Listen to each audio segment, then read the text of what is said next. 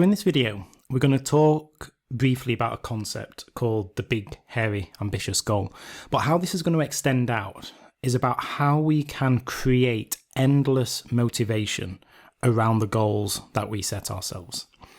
But before we go and dive into this, we're going to talk a little bit about why goals fail in the first place. So the first one that we're going to look at is about New Year's resolutions and how so often these result in failure. So I think research has actually been done on this, that typically as it gets towards the middle of January, most people have actually given up on the New Year's resolutions that they've set. And we'll go into some of the fundamental, deeper reasons for that. But, one of them that we mention here is that typically New Year's resolutions, they're often influenced by others to some degree. So it might be that we end up seeing something in somebody that then we so desire to have or be. So one of the prime ones around New Year is actually something around weight loss. We may be spending a lot of time with family. We may be eating a lot of food. We see somebody who actually has transformed their life remarkably. And it's like, I want some of that. My New Year's resolution is that I'm going to drop 10 pounds. That kind of thing. Another part of this is about the disconnection from the motivation around that specific goal. And I mention this because it's so important that we connect into the why we actually want to achieve that specific goal. Because ultimately, if we don't have a why behind it, we will actually lose motivation. And it goes back to that first point that we need to understand what is actually the root cause of us wanting to achieve the goal that we have actually gone and set ourselves. Because otherwise, as soon as the going gets tough, we will give up. We will lose sight of it. As a result of that, it's this loss of interest. So there's two angles. So there's that one that I've mentioned before about the motivation, about them basically not getting the results. But then there's also, if we're thinking about this big, hairy, ambitious goal concept, so it might be this thing that you want to earn $1 million, right? So many people have this goal. So many people have this dream. The reality is you will not get there overnight. There's this perception that we see the success that people have, them selling these multi-million-dollar businesses, and we don't see the hard work that has gone on underneath. They don't broadcast that. It appears as though it's an overnight success, but the reality is that it isn't. So when we tend to set big goals, what actually happens is that we start, and we may actually gain some really good momentum to begin with, but then the progress will slow. So if we go back onto the weight loss example, what we might find is within the first couple of weeks, we actually do really well. Maybe we lose a couple of pounds. But then we get invited to go on to a night out or out for a meal. And we think, okay, one night is fine. And then what we notice is that things have slipped a little bit. And maybe the progress isn't as fast as it was immediately. And we just begin to lose interest around it. One of the other things is that people tend to not visualize what the outcome actually is. Now, research has proven that our minds, they can very easily be tricked. They can be tricked into believing that something that we are visualizing is actually, to some degree, our reality. Now, if we continuously visualize ourselves having achieved our end goal, then it can actually help to motivate us to actually go ahead and actually continue to make that happen. The essential part of this, which is where the why comes into play that we've previously discussed, is it's about creating an emotional connection to the outcome of what that goal is. Another funny one here is about goals galore, right? And this is about how when we set a goal, we may create many goals. If we're looking particularly at the New Year's resolution piece at the start of the year, it might be, I want to get a new job, I want to move house, I want to lose some weight, I want to get fitter. And, those, if obviously if done right, which obviously they're not great goals in the sense of setting the goals, the detail behind them. But in terms of those, there's too many of them. You've got too many focuses. You're spreading yourselves far too thin. What you need to do is actually focus down onto specifics, into specific areas and things that are small, achievable, bite-sized chunks.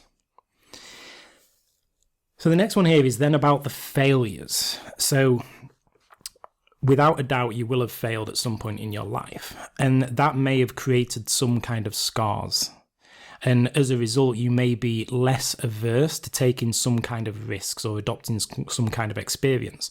So what this actually means is when the going gets tough, you may be more susceptible to kind of going and backing out of what you're specifically doing at that time, because you don't want to get hurt. You want to protect yourself.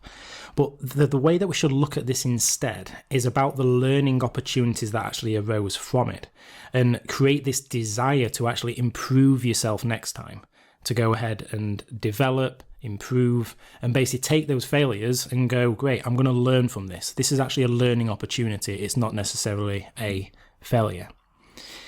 Now, the final part about the why goals fail, it's emphasizing this whole thing about the motivation that we've mentioned. What we typically do when we're setting our goals is that we start with the what it is that we are going to do and potentially how it is that we are going to do it. But Simon Sinek, incredible TED Talk that he developed, it's probably about 15, 20 years ago now, basically the importance of the why. Start with why. Create that motivation, and chances are your goal will not fail. So how is it we can go and create endless motivation around the goals? So as I finished off on that last slide, the first point here, probably the most important, is to find your why behind the goal. Create and tune into this underlying motivation about your why.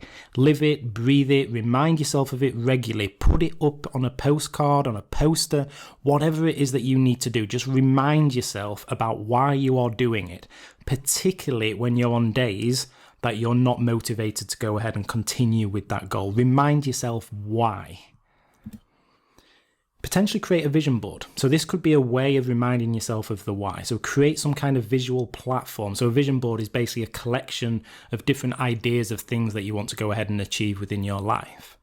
And this can be that stark reminder of what you want to do, the journey that you're on, and so on. Developing a journaling habit can also help here, because what this is actually helping us do is actually create a bit of a reflective escape from some of the realities that we have. So when the going does get tough around our goals, what journaling can actually help us to do is potentially create new angles for what it is that we're seeking to do. So if we are feeling a bit stuck, giving our mind the freedom to actually go and write, to explore, deeply explore, that is, it can actually come up with different new ideas on how we can actually resolve some of those issues. There's then, once again, like we mentioned on the first slide here, about visualizing the outcome. Here's the part that I mentioned before. We trick our brains into believing that this has become our reality. I would recommend that you use this to pump yourself up. If it's something about, if you've got a goal that you want to become good at public speaking, but you're currently today absolutely frightened of it, just imagine yourself in front of an audience of hundreds of thousands of people delivering a keynote speech. Tune into how that feels. Create that emotional connection. It's oh so important.